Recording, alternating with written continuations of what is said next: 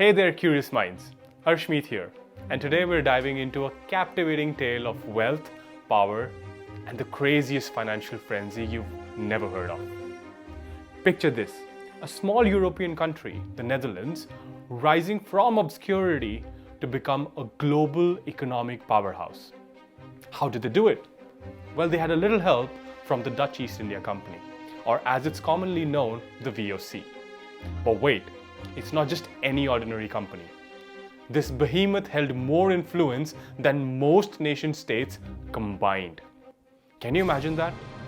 I couldn't believe it until I started unraveling the mind-boggling story behind VOC's meteoric rise and its eventual downfall. Oh, and something else will blow your mind. This was a frenzy so intense it rocked the financial world and set the stage for future economic catastrophes. Get ready, folks, because today we're delving into the captivating tale of VOC and the infamous Tulip Mania, the world's first major economic bubble. The story of VOC begins in the late 16th century.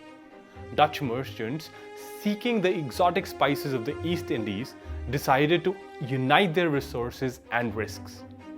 The result was the formation of the VOC in 1602, a formidable monopoly that would come to dominate global trade. The VOC was not just a company. It had the power to wage wars, mint its own money, and establish colonies. It effectively had the influence of a nation-state. Its base, Amsterdam, flourished into one of the world's wealthiest cities, sparking the Dutch Golden Age. With this newfound wealth, the Dutch started to acquire tastes for the finer things in life.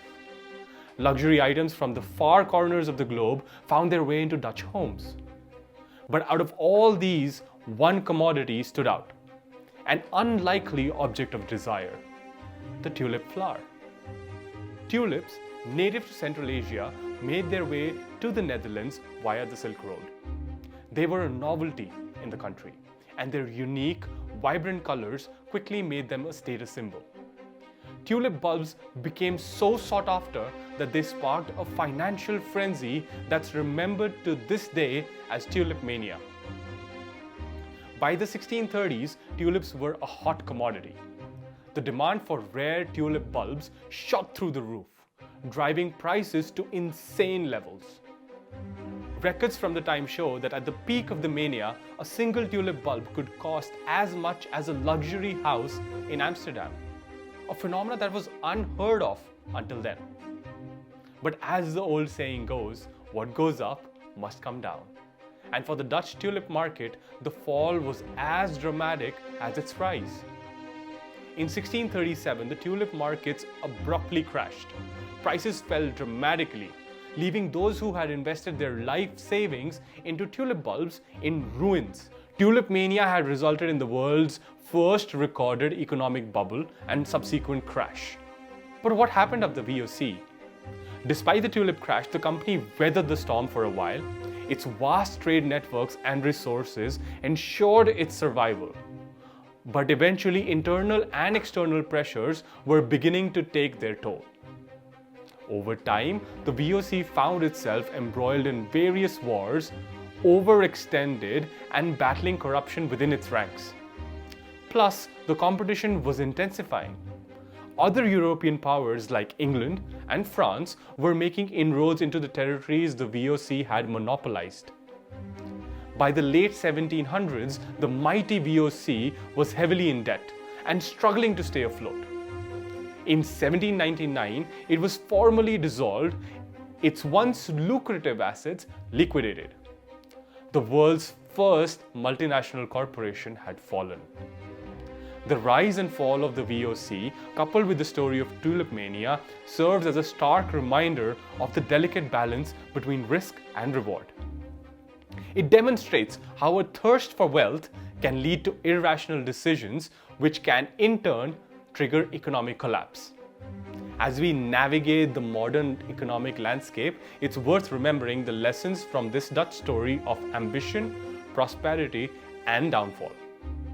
History has shown us that economic bubbles have occurred throughout time, and the phenomenon of tulip mania is just one example. Fast forward to the present day and we can still witness the formation and bursting of economic bubbles. These bubbles occur when the prices of certain assets such as stocks, real estate or cryptocurrencies surge to unsustainable levels driven by speculation and excessive optimism. One notable example is the dot-com bubble of the late 1990s. During this time, investors poured money into internet-based companies with the hope of extraordinary returns. However, many of these companies had overinflated valuations and were not generating profits. When the bubble burst in the early 2000s, billions of dollars were wiped out and numerous tech companies went bankrupt.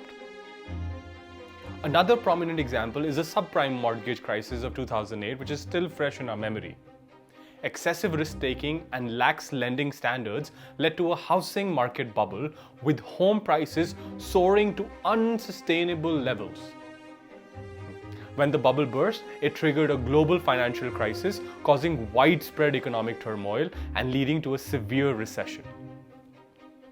In recent years, cryptocurrencies have captured the public's attention, and with them, the emergence of new economic bubbles. Bitcoin, for instance, experienced a remarkable surge in value, attracting investors hoping for massive returns. However, its price has also demonstrated extreme volatility with significant price fluctuations and periods of sharp decline. These examples illustrate that economic bubbles are not confined to the past. They continue to occur in various forms driven by speculation, herd mentality, and the desire for quick wealth. The allure of high returns can cloud judgment, leading investors to overlook underlying risks and fundamentals.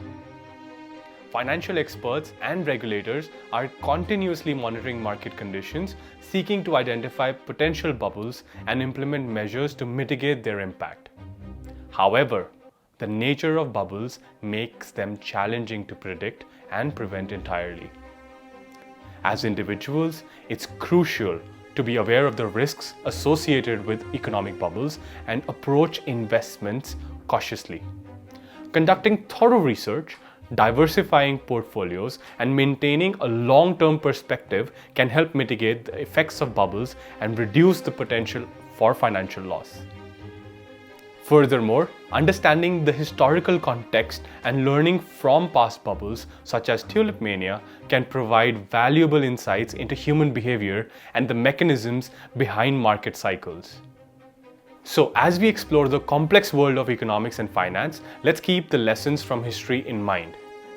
Remember, those who forget history are deemed to repeat it. Let's strive to make informed decisions, balance risk and reward, and remember that economic bubbles are not merely stories of the past, but cautionary tales of the present. This is Arshmeet Singh reminding you to stay curious.